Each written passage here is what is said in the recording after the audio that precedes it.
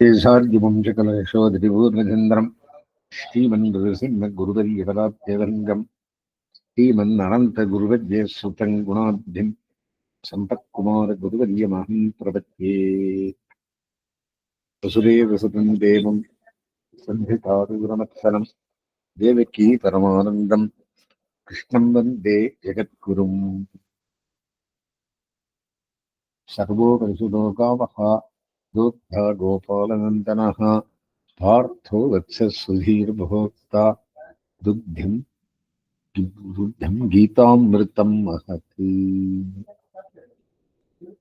பக்தி யோகம் உண்டாவதற்காகவும் அது வளர்வதற்காகவும் மற்றுமுள்ள அனைவருடைய குணங்களை காட்டிலும் சிறப்புத்ததாய் இயல்பானதாய் எம்பெருமானுக்கே உரியதான கல்யாண குண கட்டத்தோடு கூட எம்பெருமான் அனைத்துக்கும் ஆத்மாவாயிருக்கிறான் என்னும் உண்மையும் அக்காரணத்தாலேயே அவனை காட்டிலும் வேறுபட்டதாய் சேத்தன பொருள்களும் அச்சேத்தன பொருள்களும் நிறைந்ததான எல்லா உலகும் அவனுக்கு சரீரமாயிருக்கையாலே தமது ஸ்வரூபஸ்திதி விபத்துகள் அனைத்தையும் அவனுக்கு அதீனமாக கொண்டுள்ளானா என்னும் உண்மையும் 10ஆம் அத்தியாயத்திலே கூறப்படுகிறது.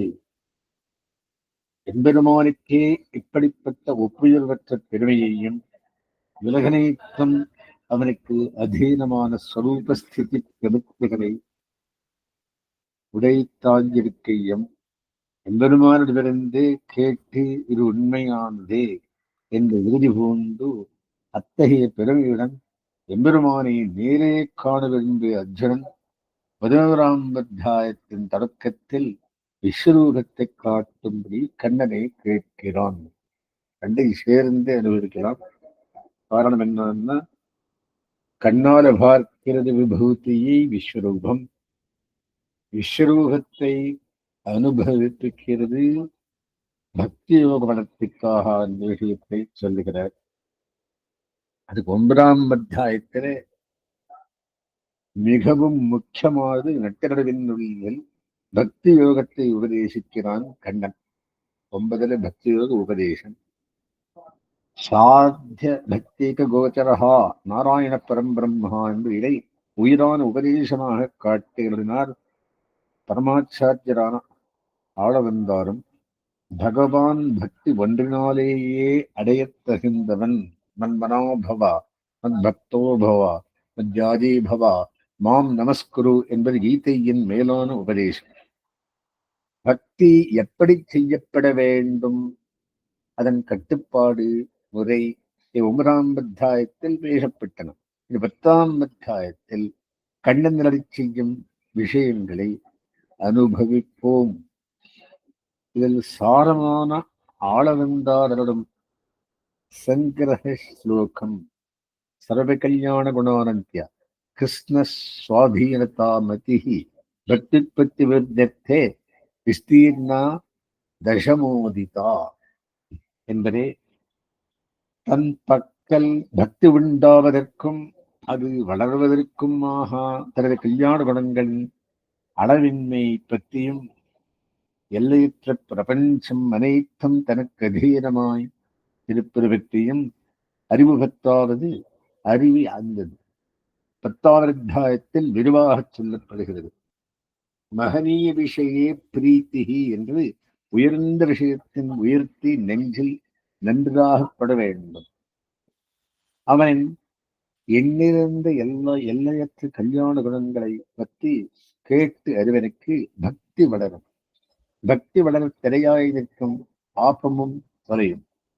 கிருஷ்ணம் என்று சொன்னால் தன்னை ஒழிந்து எல்லாவற்றையும் கண்ணன் குறிப்பிடுகிறான். இவை யாவும் தன்னதீனமாய் தானிட்ட வழக்காய் உள்ளதை சொல்லி தன் பெருமையை உபாதிக்கிறான் கண்ணன். எல்லாமே பிரம்மாத்மகமாய் அவன் விபூதியாய் அவனதீனமாய் உள்ளமை அறிந்தாலும் பக்தி வளரும், அதை தடை செய்யும் பாப்பும் விலகும். இவைகளை முன்பு சொல்லியுள்ளான். இங்கு இன்னும் விஸ்தீர்ணமாக விவரிக்கிறான். எவரொருவனுக்கு பகவத் விஷயத்தில் அத்வேஷமும் பகையின்மை மேலே பிரீத்தியம் உண்டோ அவனே அவ்விஷயத்தை பற்றி கேட்க அதிகாரி. இவருக்குத்தான் ஆச்சாரியன் பகவத் விஷயத்தை உபதேசிக்க வேணும். 9ஆம் அத்தியாயம் முதலே அனசூயவே பிரவக்ஷாமி என் விஷயத்தில் நீ அசூயை அல்லாதவனாகையால் உனக்கு சொல்லுகிறேன் என்று பீட்டிகையிட்டு சொன்னான். இங்கு அர்ஜுனன் கேள்வி ஏதும் கேட்கவில்லை. கண்ணன் தானாக பிரியமானாயத்தே என் பெருமை கேட்டுனக்கு உகக்கும் உனக்கு இதகாம்யா உனக்கு பக்தி வளர வேணும் என்ற நல் எண்ணத்தினாலே வக்ஷாமி சொல்லுகிறேன். என் பெருமைகளை சொல்லும் மேலான வார்த்தைகளை கவனமாக கேட்பாயாக என்று சிறுபிள்ளைகளுக்கு சொல்லுவது போல பிரீத்தியுடன் சொல்லுகிறான் முதல் ஸ்லோகத்தில். என்னுடைய பிரபாவம் அப்படின்ற மகிமையை தேவர்கள் அறியார்கள், ரிஷிகளும் அறியார்கள். அவர்களையும் படைத்தவன் நான், ஞானத்தை அளித்தவனும் நானே. அவர்கள் அறிவு அளவில் அடங்கியது. இதனால் தன் மகிமையை சொல்லத்தானே தக்க அதிகாரி என்று காட்டி எழுதுகிறான். எதங்க வேத எரிவான வேத அப்படின்னு சுத்தி சொல்கிறது. அவனே தன் திறமைகளை முழுமையாக அறியானோ என்று ஸ்துதி இயக்கிறது. தனக்கும் தன் தன்மை அறிவறியான் என்ற ஆழ்வார் திருவாக்கு. அவன் மகிமைகளை பேச அவன் ஒருவனுக்கே திகழ் வேண்டும். அவனே இவ்விஷயத்தில் திகழ்வுற்ற ஆச்சாரியன். நான்முகனை தனது நாபேன் என்றும் உண்டாக்கி அவனுக்கு முதல் வேதங்களை காட்டி தந்தவன் பகவான். 2ஆம் ஸ்லோகத்துடைய சாராம்சம் இது. பகவான் பரமபுருஷன். அவனை ஒழிந்த மற்ற எல்லா சேதனா சேதன்களும் என்று 2 சப்தங்கள் உள்ளன. பின்னதில் அறிவற்ற அச்சித்தும் அறிவுள்ள எல்லா ஜீவாத்மாக்களும் சேரும். இப்படிப்பட்ட எல்லாவற்றினின்றும் வேறுபட்டவன் பகவான் என்று அறிய வேண்டும். அதாவது சகலேதர சுசஜாத்தியன் என்றறிய வேணும். இப்படி அறிந்தால் பாப்பம் விலுகும். அச்சித்தனின்றும் வேறுபட்டவன் பகவான். எப்போதும் அச்சித் சம்பந்தம் உள்ள உடல் ஒரு அச்சித்தத்துவமே. சம்சாரபத்த ஜீவாத்மாவினின்றும் வேறுபட்டவன். சம்சாரி அச்சித் சம்பந்தத்தினின்று விடுபட்ட முக்தனின்றும் வேறுபட்டவன். சதாபஷ்யந்தி சூரியகா என்று எப்போதும் அவனையே அனுபவித்துக் கொண்டுள்ள நித்திய சூரியர்களின்றும் வேறுபட்டவன். அவன் மத்தாரம் மிக்காரம் இல்லாத பரமோத்கிருஷ்டன். இப்படி பகவானை அறிபவன் பக்திக்கு தடையான உண்டாகி வளருவதற்கு தடை எல்லா பாபங்களிலிருந்தும் விடுபடுகிறான். இது 3வது ஸ்லோகம். அரசன் மனிதரில் மேலோரவன். இந்திரன், பிரம்மன் முதலானார் தேவர்களிலும் உத்கிருஷ்டவர்கள். பகவானுடைய உத்கிருஷ்டத்தை இவர்களது போல் ஒரு நல்வினை பயனின் விலையல்ல, அதாவது கர்மாதீனமல்ல. அஜஹா பிறப்பிலி, ஆதி முதல்வன், லோகமகேஸ்வரஹா உயர்ந்தரம் உடையவன், அயர்வனும் அமரர்கள் அதிபதி என்பவைகளால் இந்த அர்த்தங்கள் சித்திக்கின்றன. அஜஹா பிறப்பிலி, உற்பத்தி உடையவர்களை நின்றும் வேறுபாடு. அனாதி காலமாக பிறப்பற்றவன். முக்தனுக்கு முன்னர் பிறப்புண்டு, அதனின்றும் முக்தி அடைந்தவன் முக்தன். இவனுக்கு மேலே பிறப்பில்லை. இவனுக்கு அஜத்துவம் உண்டு, பிறப்பின்மை உண்டு. அனாதி சப்தத்துக்கு இலக்காகான். நித்தியர்களின் அஜத்துவம் பிறப்பின்மை அனாதி என்றோ எனில் பகவான் லோகமகேஸ்வரன் இவர்களுக்கு இப்பெருமை கிடையாது. எல்லா லோகங்களெல்லாம் ஐஸ்வர்யம் படைத்த ஈஸ்வரன், ஈஸ்வரர்களுக்கும் மகேஸ்வரமான கண்ணன். இப்படி பகவானை அறிபவன் அசம்மூடன், கலக்கற்ற தெளிவான அறிவுடையவன். இது 13வது விளக்கம். பகவானுடைய கல்யாண குணங்களையும் பெருமைகளையும் உள்ளபடி அறிந்தால் பக்திதானே விண்டாகி வளரும். உலகத்தில் நற்குண நற்பண்புகளை இட்டு பொய் பேசாமை, பிறருக்கும்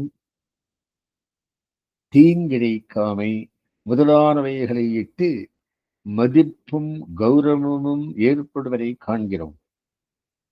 சர்வோத்கிருஷ்டனான பகவானிடம் அவன் பெருமைகளெல்லாம் உள்ளபடி நெஞ்சில் பட்டால் பக்தி தானே உண்டாகி விடணும் அல்லவா?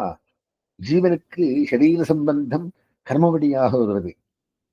இச்சரீரம் ஜீவனிட்டவருக்காயிருப்பதும் கர்மாதீனமே.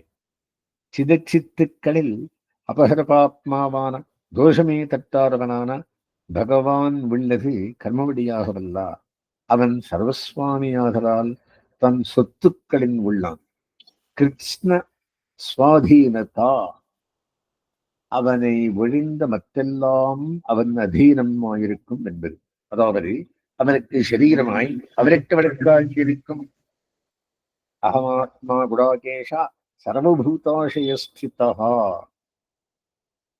அர்ஜுனா, நான் எல்லா ஜீவராசிகளுக்கும் ஆத்மாவாய் அந்தர்யாமியாய் இருக்கிறேன் என்கிறான். சரீரம் நம்மதீனமாயினும் வியாதி முதலியவற்றால் நம்மால் நடத்த முடியாமல் போகலாம். பகவான் விஷயத்தில் இப்படி அல்ல.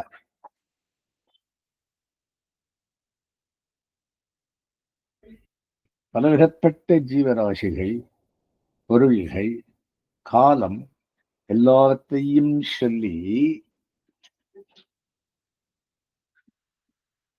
அவற்றில் குறிப்பாக ஒன்றொன்றை காட்டி அது நாம் என்று பல விஷயங்களை சொல்கிறார்.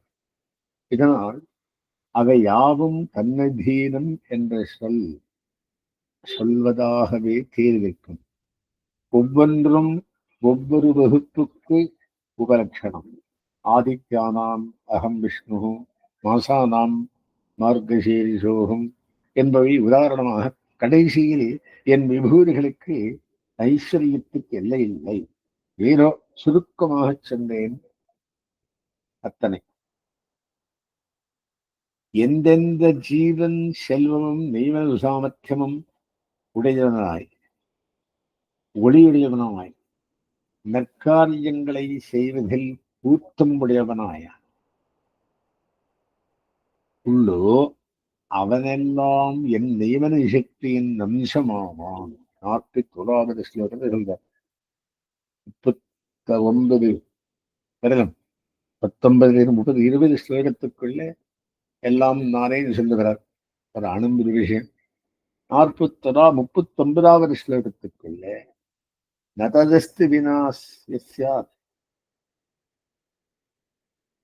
மயா பூதம் சராச்சரம். ஆத்மாவான நான் இல்லாமல் அசைவது அசையாவது எதுவும் இருக்க முடியாது.